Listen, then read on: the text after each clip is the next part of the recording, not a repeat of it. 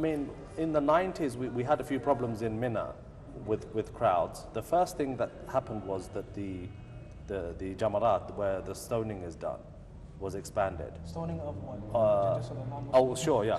But basically, there are 3 days which, inshallah, we will witness after tomorrow, where we will go, and there are 3 pillars, if you like, where everybody has to stone in succession. Symbolically symbolizing. Yeah, symbolically, it symbolizes the shaitan. The devil. Yeah, the devil. Yeah, but so that's one of the critical rituals of Hajj. What used to happen was there used to be the width of the width of one of the pillars was very narrow, like probably about the size of that rug. If you can imagine, 1.5 million people trying to get around that rug and trying to stone it in a short amount of time. Go around, right? You could go around, but the critical thing is the crowd flow. Okay. So when the crowd is all going in one direction, for you to turn around is very difficult. The easier thing to do is to stone and move on. That cost, I mean, in the billions of dollars to make the Jamarat. I mean, that structure is unique in the whole world. The way the corridors are, the flow of the crowd, the directions. I mean, what happens when we do Hajjs? We go along and we'll be asked to move in a certain direction. We'll do our stoning and we won't even think about what we did. What we don't realize is there are, hundreds of thousands of people behind us who went this way, that way, up one floor, down one floor. All of that was directed expertly. And this structure has enabled, after Allah of course, this structure has enabled any incident in the Jamarat not to occur again after those incidents in the 90s. Again, we talk about what happened last year, but again, we have to accept that when these incidents do happen, people do sit down and study what happened, and there are recommendations which are made, and then what does happen is that action is taken. And the Jamarat, for me, is the best example of that. So that's the first part of the expansion. The second part was when they started to expand the tawaf area of the haram. What happened was one planner I spoke to back then, he said to me, once we've done the Jamarat, then the problem is that the number of people who have successfully done that will then be moving to the haram, which is still the old size. So what they did was they expanded the tawaf area over the last, I think, 4 years. And it's just about open now, as you've seen. A few months ago, there was a temporary structure there, which was designed by a German company, which took some of the load of the people who couldn't do tawaf on the ground floor. So that's happened as well. And then around the tawaf is the expansion of the masjid, the new sides of the masjid. And there's a King Abdullah extension, which is, again, it's huge.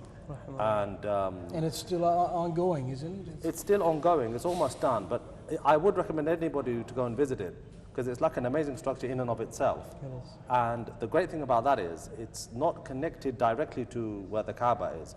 So there you have more lessons, you have more things that we see in Medina, which we couldn't do here before, because we used to always be around the tawaf area. So that also is something to see. But the thing to remember is Hajj is always a work in progress.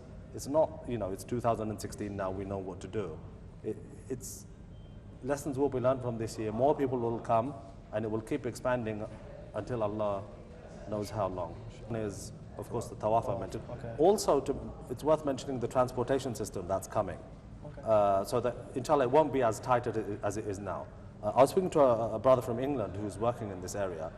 I mean, inshallah, in the near future, we will see that the transportation system for Makkah is vastly improved. Do you mean the one between Mecca and Medina, or are you talking within Mecca? I'm talking within Makkah and Medina. The Makkah and Medina was also part of a bigger transportation vision. But I'm talking about going from here to the Haram, for example, around the Haram, getting into Makkah. Like the brother mentioned, it took 4 or 5 hours. Security is important, but inshallah, in the future, it won't be that long. It will be a bit less than that, inshallah. What are they planning, like a subway system? A subway system, a bus network, everything. I mean, I spoke to a senior planner from London who told me not the plan, because there isn't a specific plan yet, but the vision. What does the government want there to be here? And it's very impressive. So I think you have 2 main obstacles when it comes to Mecca. The traffic of people, the amount of people that are constantly there. You can't just shut off the Haram for a month or 2 months. It's impossible. That's right, yeah. And I think the second one is also the terrain and the mountainous, the region we live in. You can't just remove them? It's difficult and expensive to move a mountain, for example. It's very difficult. I mean, around 2003, 2004, I spoke to a senior Indian engineer who used to be in Makka, but then he moved to another region. And he said to me that sometimes we need to wait for the technology to be available before we can realize some of our dreams. Like rock cutting, for example. 10 years ago, it wasn't what it is now.